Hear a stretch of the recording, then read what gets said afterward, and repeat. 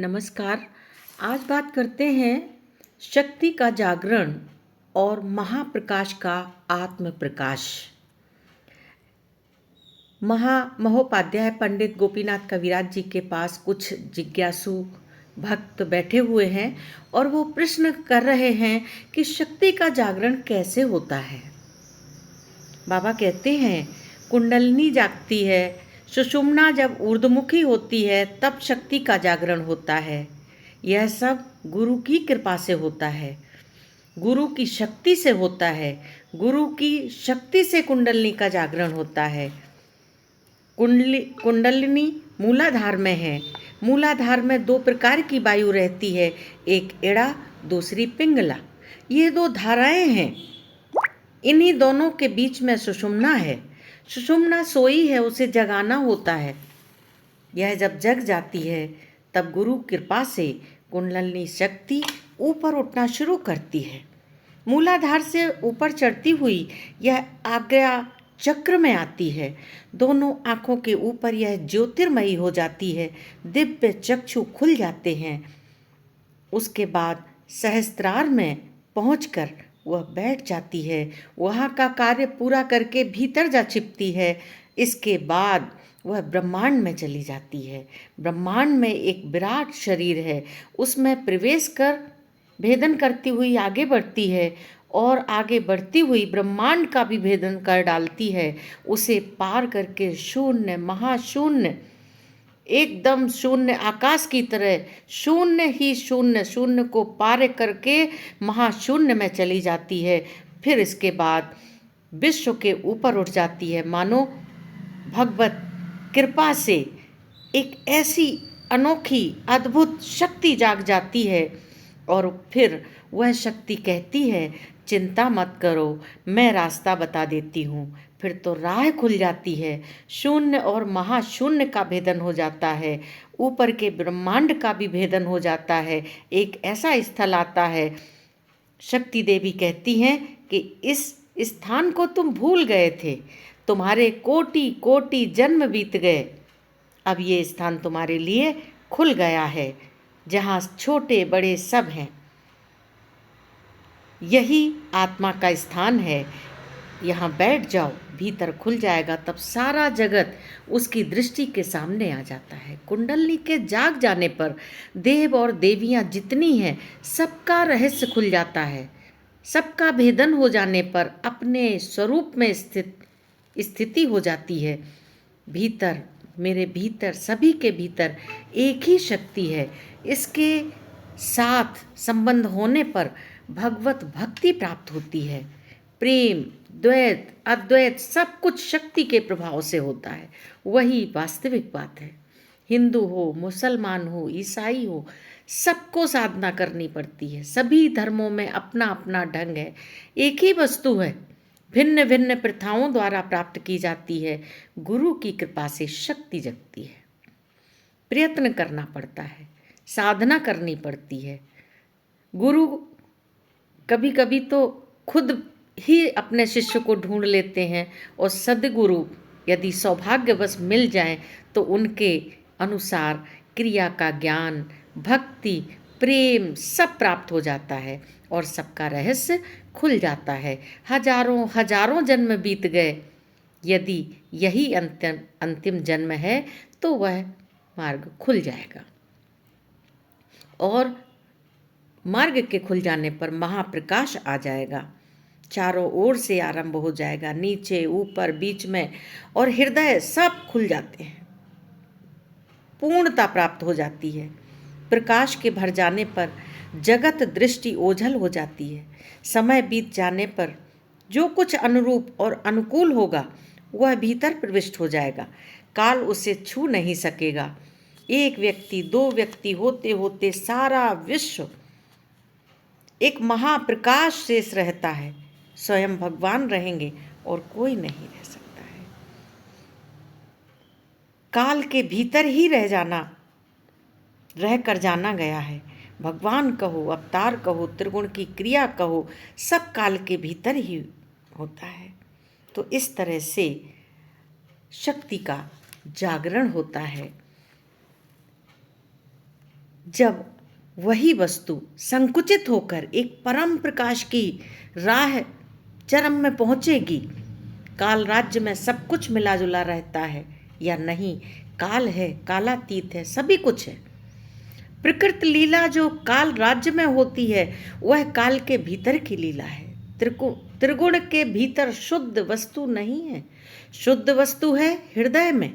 हृदय ही दहर है, दहराकाश के ऊपर नीचे, जिसके भीतर शक्ति प्रवाहित होती रहती है। उसके खुल जाने पर सब कार्य पूर्ण हुआ समझो। वही काल राज्य का प्रतिरूप है। जो अधिकारी होगा वही वहां जा सकेगा, किंतु रहेगा काल के भीतर। काल शरीर काल के भीतर रहेगा और वही शरीर वहां भी रहेगा। बड़ी विचित्र सी बात लगती है। ऐसी चीज सृष्टि में नहीं होती। सृष्टि को पूर्णता की ओर जाने के लिए वह रास्ते की शुरुआत है।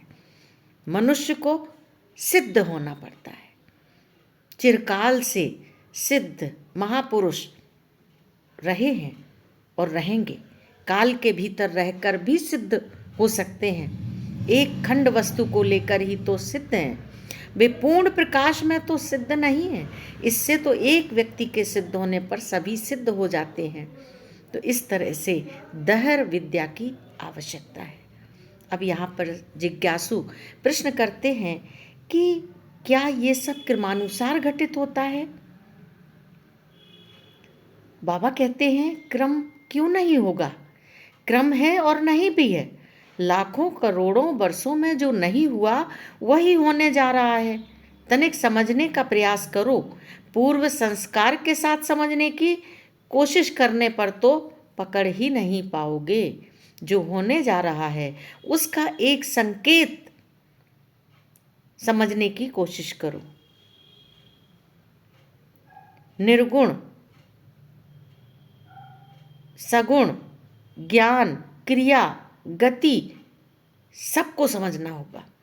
वहाँ महाप्रकाश के प्रवेश के लिए कोई राह नहीं है। काल का नाश कर लेना होगा या नहीं, उसका संकोच कर लेना होगा। काल से हटकर जाओगे कहाँ? जहाँ जाओगे वहाँ भी तो काल राज्य है। वही दहर है, हृदय राज्य है। जहाँ भगवान का आत्म प्रकाश है, वहाँ के पूर्ण रूप में प्रकाशित है। वहाँ काल नहीं रहता।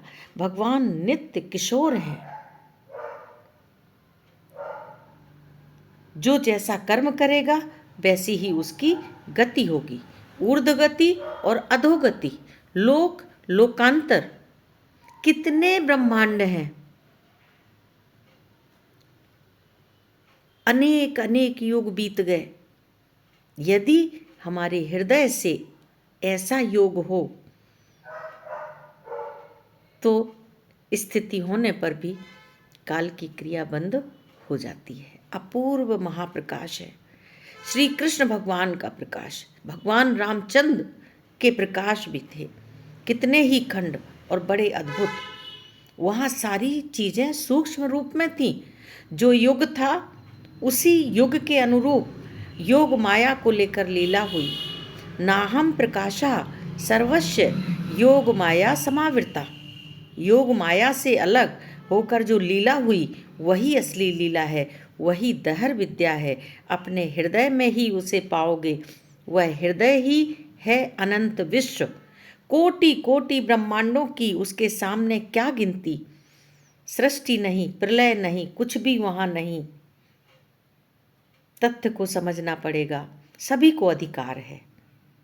कृष्ण की लीला क्या है?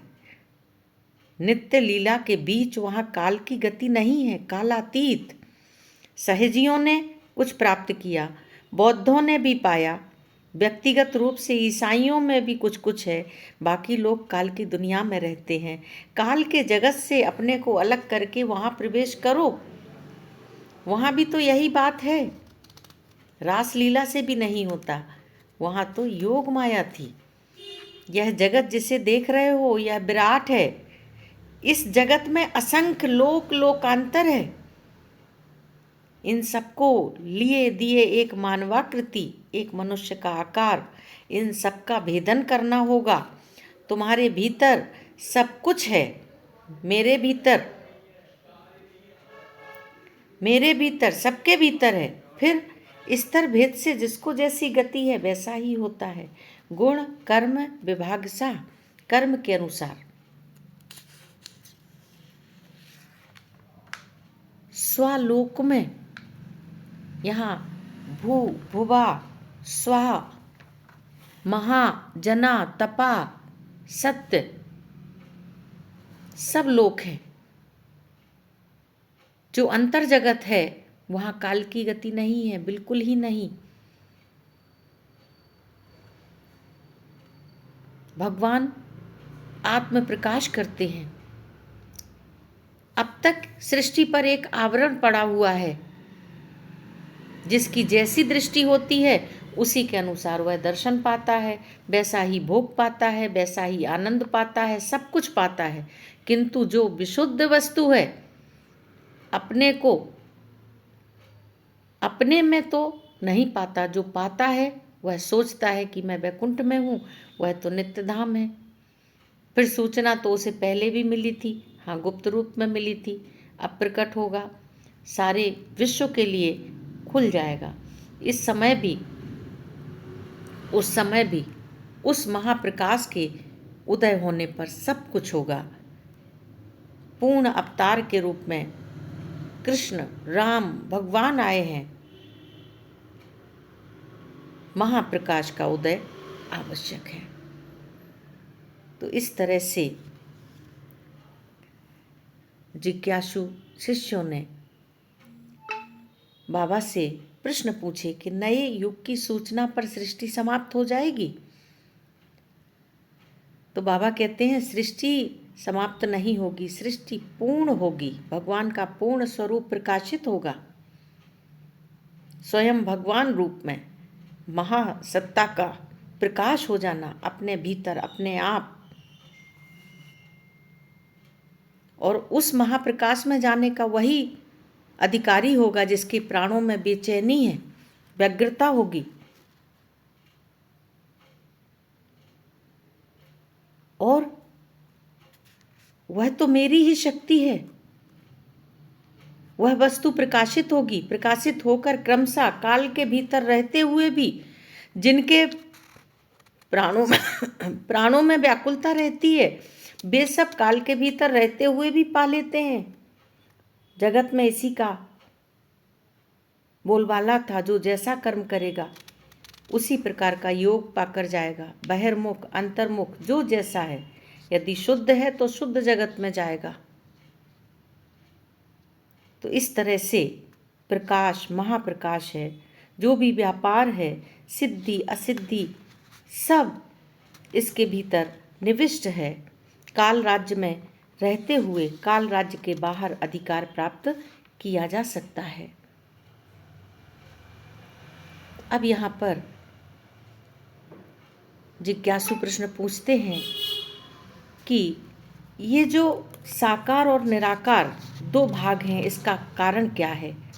बाबा कहते हैं साकार वस्तु ही महाप्रकाश रूप में जब आती है तब वह संपूर्ण होती है, चाहे जहाँ हो। निराकार होने पर लीला कैसे कर पाएगी। जहाँ होगी वहाँ वह साकार आकार ही धीरे धीरे एक क्षण के भीतर महाप्रकाश के समान हो जाएगा। उसके बाद जगत के किसी नियम की जरूरत उसे नहीं होगी। महाप्रकाश एक साथ आ गया और वह साकार होकर साकार न होने पर लीला करेगा कैसे। तभी लीला शुरू होगी।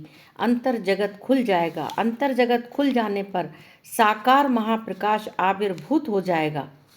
महाप्रकाश का बिंदु आ जाने पर वह पूर्ण होगा, अनंत होगा। निराकार जगत की चीज ज्ञानातीत होती है। विश्व संसार का सब कुछ समझ सकोगे, किंतु यह तो चरम वस्तु है। जो ब्रह्मलोक है वह भी काल के भीतर है, काल की परिधि में नहीं, उसके बाहर है। काल जगत में निराकार अवस्था रह सकती है, किंतु उसमें लीला नहीं हो सकती है। लीला होती है, उसका आकार है, दूरत्व नहीं है, वह अपने ही भीतर है। ब्रह्मलोक वहाँ नहीं है। ब्रह्मलोक लोक लोकांतर कुछ भी नहीं, इस देह और इस भाव को ही लेकर सब है। वहाँ माया नहीं है। इस जगत में वे जो लीला करते हैं वह माया को साथ लेकर गुणमयी माया। वहाँ किसी प्रकार के ज्ञान भक्ति क्रिया जरूरत होती है तो आकर्षण, व्याकुलता और प्राप्ति की आकांक्षा की। जो जितना गुणी होता है वह उतना ही वहां जाने का। सातों लोकों में तो सब प्रकृति का खेल ही है, लीलातीत हो जाना, वहां लीन हो जाना। अब यहाँ पर पुनः जिज्ञासु प्रश्न पूछते हैं कि आपने कहा था कि उन्मुखता या व्याकुलता होने पर प्रवेश संभव है, किंतु उसकी गहराई कितनी होनी चाहिए? बाबा कहते हैं गहराई को जो गे हैं वे समझेंगे, भगवान ही उसे समझेंगे। उन्मुक्ता होने पर ही भीतर प्रवेश होगा। ऐसी तुम्हारी भीतर जाने की योग्यता कहाँ है? दहर विद्या जो हृदय में होती है उसे जानना होगा।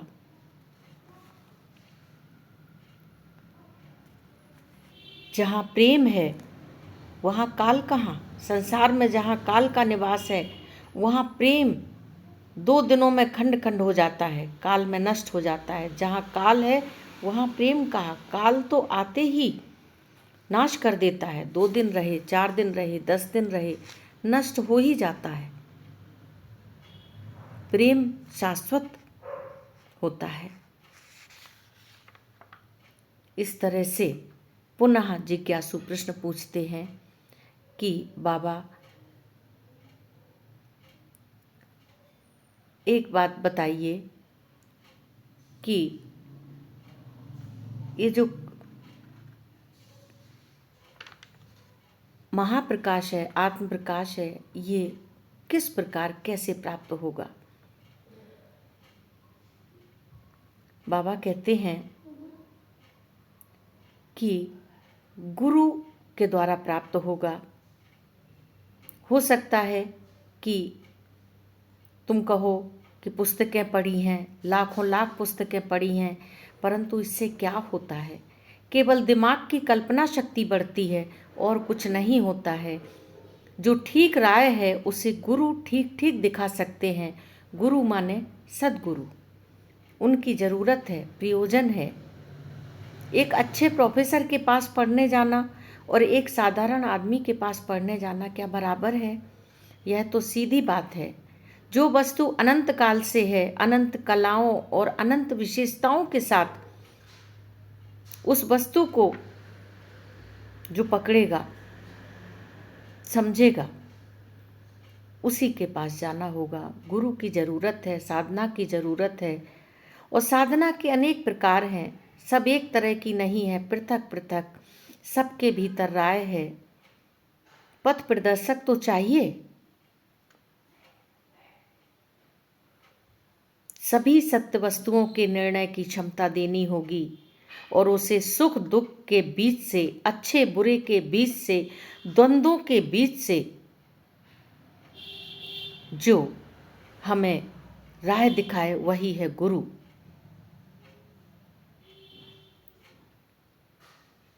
कितनी पुस्तकें पढ़ लो, परंतु